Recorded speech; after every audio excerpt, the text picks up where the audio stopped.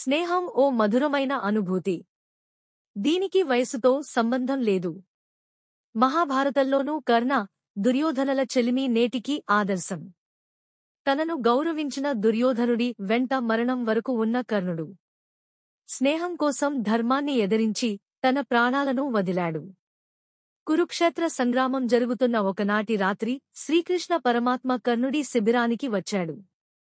కర్ణ అని పిలవగానే కృష్ణుడి గొంతు విని వడివడిగా వచ్చి కర్ణుడు నమస్కరించాడు. కృష్ణ, ఏమిటి ఇంత రాత్రి వేళ ఈ రాక అన్నాడు. కర్ణుడికి జన్మ వృత్తాంతం చెప్పి పాండవుల పక్షంలోకి రమ్మని శ్రీకృష్ణుడు కోరుతాడు. దీనికి కర్ణుడు చిన్నగా నవ్వి కృష్ణ, నేనెవరన్నది నాకు తెలుసు. కురుక్షేత్ర సంగ్రామంలో గెలుపొందేది పాండవులే. ధర్మం పాండవుల పక్షాన ఉంది కనుకనే నువ్వు పాండవుల పక్షాన చేరి ధర్మ సంరక్షణ చేస్తున్నావు. అధర్మ వర్తనులైన కౌరవులు ఎన్నటికీ గెలవరు. ఆ విషయం నాకు తెలుసు అన్నాడు. ఎంత తెలిసినవాడివి పాండవుల పక్షాన ఎందుకు చేరడం లేదని శ్రీకృష్ణుడు ప్రశ్నించాడు. అందుకు కర్ణుడు, దుర్యోధనుడు నన్ను నమ్ముకునే పాండవులతో యుద్ధానికి సిద్ధపడ్డాడు.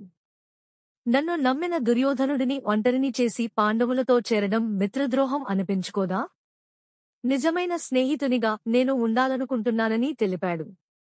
తన జన్మ గురించి తెలిసినా స్నేహితుడిని విడిచి వెళ్ళక అతడికి ధైర్యం నూరిపోసిన ధీశాలి కర్ణుడు. స్నేహానికి ప్రతిరూపం అతడు. బాల్యం నుంచి వృద్ధాప్యం వరకు అందరిలోనూ స్నేహభావం ఉంటుంది. ఆ అనుభూతి పొందితేనే విలువ తెలుస్తుంది.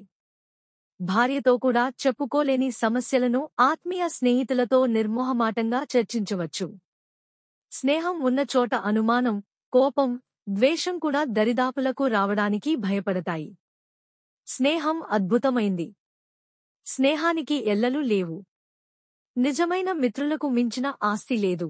మన వీడియో మీకు నచ్చినట్లు అంటే ప్లీజ్ సబ్స్క్రైబ్ అండ్ సపోర్ట్ చేయండి. ధన్యవాదాలు.